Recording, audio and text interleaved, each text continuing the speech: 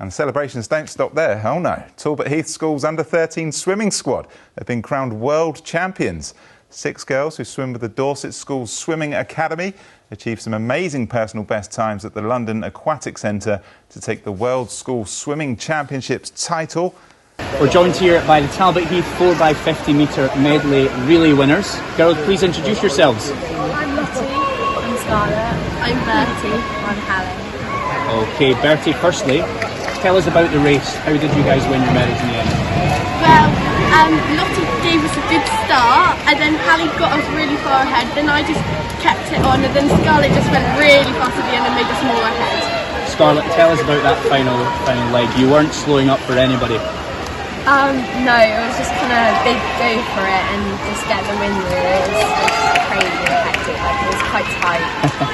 It certainly was. Hallie, are there many people watching at home on the live stream? I think my mum and sister and then quite a lot of everyone's family members and friends. I'm entirely sure. I'm sure they're all watching. And finally, how does it feel to be representing Talbot Heath here on the world stage in London? It feels really good that we're representing our school and doing well. You certainly are, and you're making your families proud at home as well. Thanks for joining us, girls. Good luck for the rest of the weekend.